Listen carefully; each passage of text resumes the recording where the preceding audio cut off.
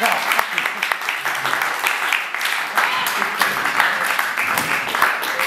was a really long applause. Yeah, I know. Please, sit down, everyone. I have to tell you, first of all, why I am especially happy to be here tonight. This is why I'm especially happy. A few weeks ago, I did a book signing here in New York, and a librarian came up to the table, and she said, "Can I have my picture taken with you? The kids all think you're dead." This is why I'm especially happy to be here tonight.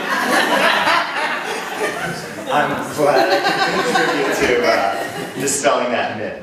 Now, Bob, you just came out with this book, Red Rain, came out For grown-ups. Yeah.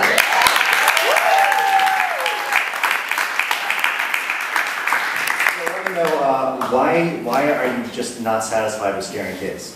Why do you want to scare kids? I love scaring kids. I mean, that's my job, right?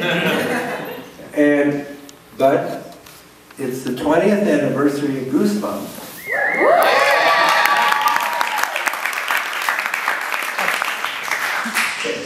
Can you imagine 20 years of this stuff? I've been there. We've all been there. Well, that's why I'm here, of course. But all those kids who read Goosebumps back in the 90s, are all in their 20s and 30s now.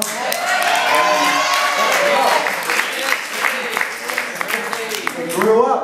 Came as a horrible shock to me. Because I realized, what am I? I'm nostalgia to you. How would you like to be nostalgia? Really? But also, you know, I'm on Twitter all day, and I hear from them. It's a wonderful way to keep in touch with all my old readers. And they say, why don't you write something for us? Please write something for us. And that's really why I wrote Red Rain. That's why I did it. Well, thanks, I appreciate it. All for my readers. So yeah, you can get it at your local Barnes & Noble or Amazon or wherever else you buy books. That's pretty creepy. Actually, I'm going to read a thing from it in a little bit. Awesome. Awesome. Yeah, we're going to have 2 book readings tonight from R.L. Stine over here. Or Bob, as you like to be called. Why? That's my name. No one ever called me R.L. I think, you know, you have to live in Texas to be R.L. You can't do that in New York. So that's where we are right now. You just came out with this book, Red Rain, last week. But let's backtrack a while. Before you even wrote the Goosebumps, you were a writer on Eureka's Castle, right? On Nickelodeon. Yeah, it's a mystery. Yeah, most people don't know. I was the head writer of Eureka's Castle. If you don't remember, I wrote all the puppet episodes. But it was a lot like Sesame Street, except we didn't teach them anything. Right? In fact, every time they watched, they lost a few IQ points. That was fun. I liked Quagmire and Mog. That was their, no, don't put me on the spot now. Yeah, okay. They were 2 swamp dwellers. You remember Batley? The Batley? Yeah. Batley would come in and he would fall down and he'd say, I meant to do that. That was my son, Matt. I know my son used to do that all the time. So how did you go from that transition? Because you used to write comedy, you used to write yeah, I write joke books. You know, I wrote about 100 joke books for kids. 101 monster jokes, 101 school cafeteria jokes, 101. Well, here's a joke I wrote. Don't clap before you hear it. Come on. What do you get when you cross a dog with a frog? What? You get a dog that can lick himself from across the room. Come on, that's my best joke. No, you know, I never really wanted to be scary. I never planned on being scary. I always wanted to be funny. Just fell into it. But no, this is the embarrassing part. It wasn't my idea. I was having lunch with an editor and she said, I need a scary book for teenagers. Go home and write a book called Blind Date. And I said, sure, no problem. I didn't know what she was talking about. And like, you know, at some point in your career, you don't say no to anything. You say yes. Listen, I wrote G.I. Joe books. I wrote Rocky and Bullwinkle coloring books. I wrote bubblegum jokes. I wrote those things in bubblegum. You just, you know, you say yes to everything. So I went home and I wrote this book called Blind Date, Teenage Horror. It came out, it was a #1 bestseller. I thought, whoa, wait a minute. No, I know, but I'd never been close to a bestseller list. Wrote a second one called Twisted, another bestseller. And I thought, wait a minute. I found, forget the funny stuff. No, I found something that, you know, that kids really like. I struck a chord here. So I've been scary ever since. Now, there's something I've noticed. This is something really subtle that I noticed. You may have noticed I'm wearing these red Converse All-Stars. Reason being is because your illustrator back in the 90s, Tim Jacobus? Tim Jacobus, yeah. Tim Jacobus. Used to, whenever he drew the characters' feet on the front covers of Goosebumps, they would always be wearing red Converse All-Stars. Can we bring that up? There we go, okay. Yeah, Monster Blood 3, right there, top center, came out when I was in 5th grade.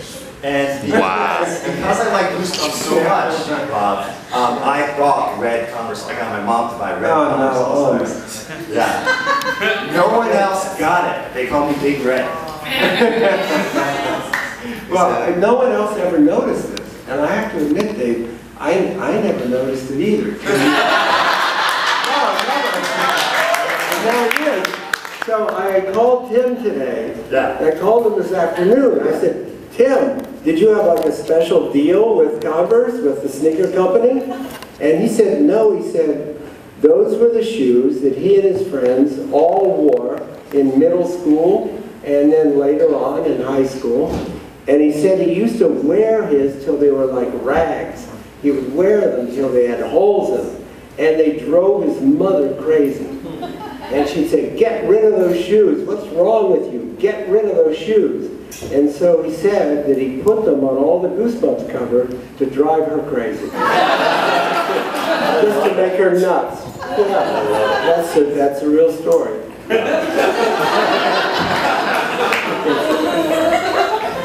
Thanks for that. Now, this next thing I'm going to bring up, because I have this 100 Jobs 1 Year project, that means that in order for it to count as a job, I'm working 100 jobs in a year, for those of you who don't know, crazy project. What number am I? 78. 78. And in order to work a job, I have to get paid for the job. So the very first tweet I sent to Arl Stine was, hey Arl Stine, can you hire me to be a scary muse? I've read over 60 of your books, can you hire me to be a scary muse? And what did I say? You said, what exactly would I hire you to do? I said, yeah, why are you calling me? I didn't even think you'd respond, I just tweeted on a whim. But since I have to get paid, I'm so surprised you're actually doing this. But no, yeah, I brought you a check. Yeah, here's a check from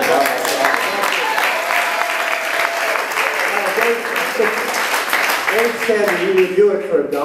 Yeah, I said, yeah, I'm really sorry. I had to take the tax out. Doesn't add up to much. Understandable. I'm just glad to have you here.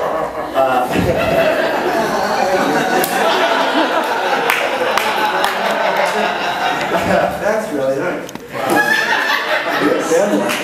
This is a question some of your improvisers might like to hear. To build on their ideas, because we have a great cast of improvisers here. Are there any ideas you have for the books that you haven't written yet? Because maybe they can explore them in this improv set. Yeah, I'm thinking, there are a couple ideas. One is a Goosebumps idea. You know, I'm still writing 6 Goosebumps books a year. Oh. The newest one is called Planet of the Lawn Gnomes. And the next one is called Son of Slappy. Yes. But I had this idea to do one that would be called Frankenstein's Dog. But I don't really have a plot. I don't have anything. Do you think he's going to be a normal dog? Well, Owned by Copenhagen. well, I thought it might be funny if it's like this fluffy, cute little white dog. He has like a cute little dog. But I don't know, I haven't really, that's one thing I just started to think about. I like it, so improvisers here. Then I had another idea for a teen book called A Midsummer Night's Scream.